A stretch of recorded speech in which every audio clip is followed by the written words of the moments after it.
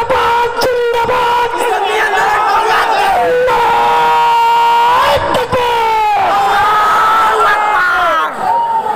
আসসালামু আলাইকুম ওয়া রাহমাতুল্লাহ আলহামদুলিল্লাহি ওয়া কাফা ওয়া সালামুন আলা ইবাদিহিল্লাযীনা ইসতাফা আম্মা বা'দ فأعوذ بالله من الشيطان الرجيم بسم الله الرحمن الرحيم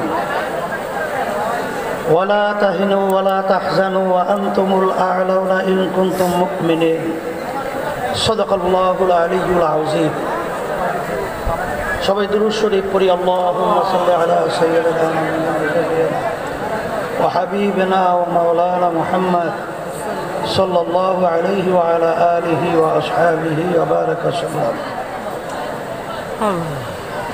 ইসলামী আন্দোলন বাংলাদেশের সহযোগী সংগঠন ইসলামী যুব আন্দোলন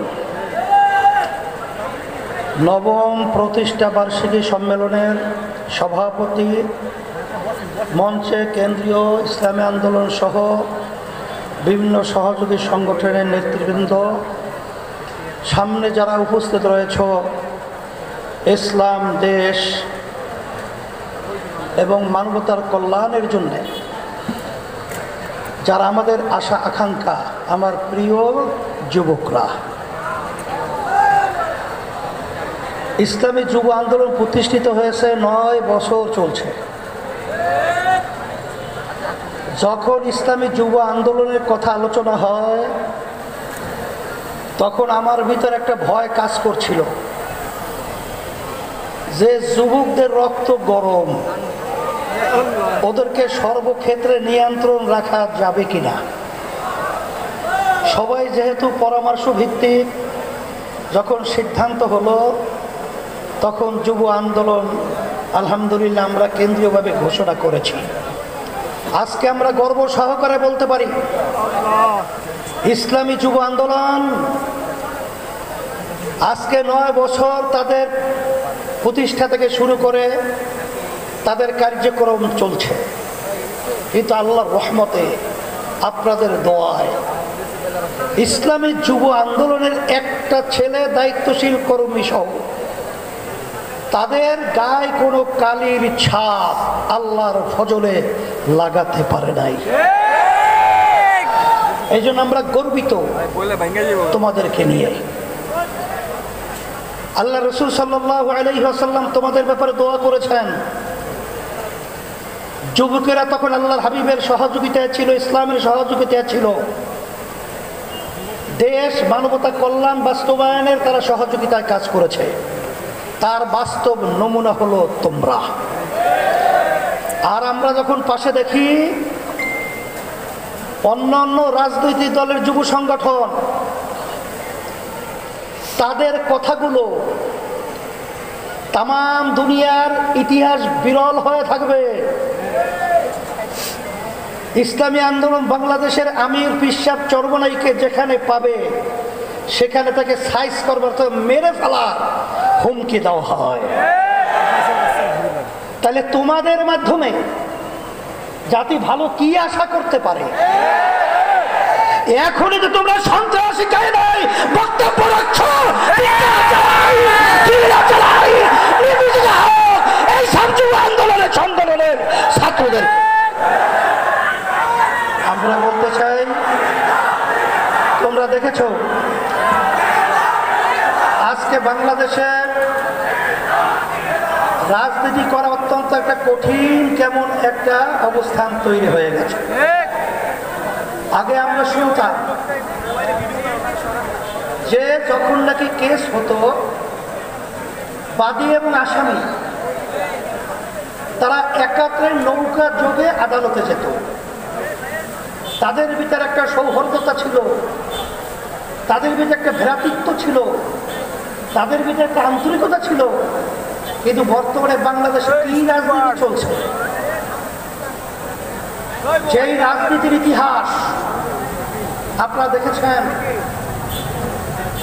যে পীর সাহেব চরমনাইয়ের ব্যাপারে বলে কি বলে হিসাব চরমনাই, মিথ্যা বলে, নেশা খায়,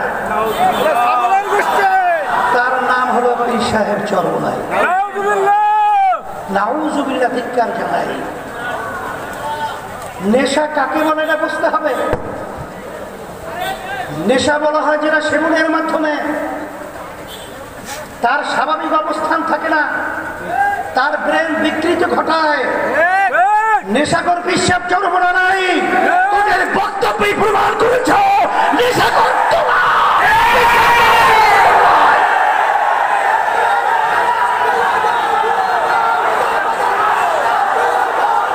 এরপরে আপনারা দেখেছেন, নালে কোন সুস্থ মানুষ তারা কি এই ধরনের বক্তব্য দিতে পারে? পারে? তাহলে বুঝা গেল ওদের মাথা বিকৃতি ঘটে গেছে। তাইলে প্রমাণিত হয়ে গেল যে তোরাই হলো প্রকৃত নেশাখোর। এরপরে বক্তব্য রাখা হয় আমরা নাকি খয়রাত চাই, খয়রাত খাই। আমরা ছোটবেলায় শুনছিলাম যাদের আর্থিক সচ্ছলতা নাই তারা মানুষের কাছে পয়সা চায়, টাকা চায়, কিন্তু আল্লাহর রহমতে আপনাদের দোয়ায় বিশ্বাস চরমনাই ইসলামী আন্দোলন বাংলাদেশের আমি বর্তমানে দায়িত্ব পালন করছি। শুধু আমি নয়, আমার বাবা, আমার দাদা, আমার দাদার দাদা, তারাও কিন্তু আলহামদুলিল্লাহ অর্থনৈতিক ভাবে আল্লাহ অনেক সচ্ছল রেখেছেন। আমার আব্বাজান রাহমাতুল্লাহি আলাইহি তিনি কিন্তু প্রথম জীবনে যখন হজ করেছিলেন তখন তিনি নিজের ব্যবসার টাকা দিয়া দাদাজান থাকা অবস্থায় বাপের টাকা নেয় নেয়, তার নিজের ব্যবসার টাকা দিয়া তার উপর হজ খরচ হয়েছে। সেই টাকা দিয়ে তিনি হজ করেছেন। আর তোরা বলছো আমরা ভিক্ষা করি, ভিক্ষা নেই। আসলে প্রকৃত ভিক্ষুক তারা আজকে বাংলাদেশে প্রমাণিত হয়ে গেছে। আজকে সর্বক্ষেত্রে তোরা চাঁদাবাজি করো, তোরা আজকে ভিক্ষুক হয়ে বাংলার জমিনে ইতিহাস প্রকাশ করেছে। এই হিসাবে আমি বলবো যে আমাদেরকে বলা হয় বিভিন্ন সময় আমরা নাকি মূর্খ। মূর্খর ব্যাখ্যা কোনটা আমি তো জানি না, কারণ আমি তো দস্তখত করতে জানি। মূর্খরা দস্তখত করতে জানে না, আমি তো পড়তে পারি।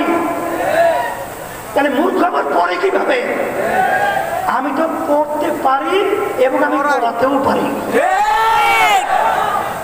তাহলে আমি মূর্খ হলাম কিভাবে? আসলে যারা এই বক্তব্য রেখেছে তারাই হলো জ্ঞান পাপী, তারাই হলো প্রকৃত মূর্খ।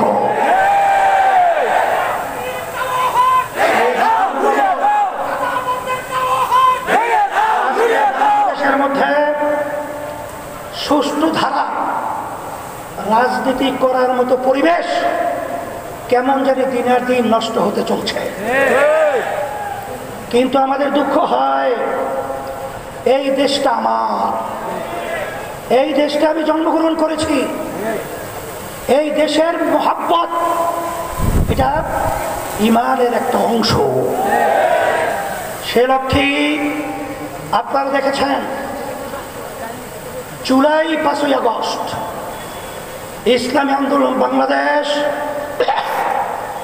আমরা কিন্তু একমাত্র ইসলামের এই ব্যানার নিয়ে সর্বপ্রথম ন্যায়ের পক্ষে অন্যায় প্রতিবাদে আমরা এই বাইতুল মুকাররমের উত্তর গেটে প্রথম সমাবেশ মিটিং মিছিল করেছিলাম। আপনারা দেখেছেন 1987 সাল ইসলামী আন্দোলন বাংলাদেশ প্রতিষ্ঠিত হয়েছে।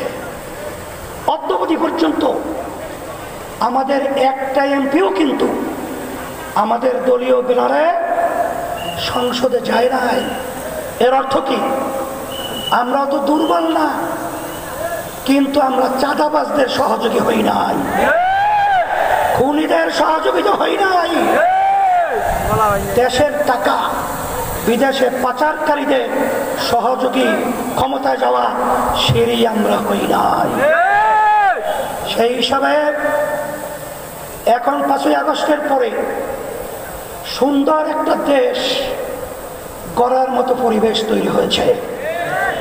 আমি যুবকদেরকে বলবো, তোমরা যদি আজকে ন্যায়ের পক্ষে অন্যায়ের প্রতিবাদে আওয়াজ তুলতে পারো, তাহলে আল্লাহর রহমতে, আল্লাহর খাস মেহেরবানিতে এই দেশ একটা সুন্দর দেশে পরিণত হবে ইনশাআল্লাহ।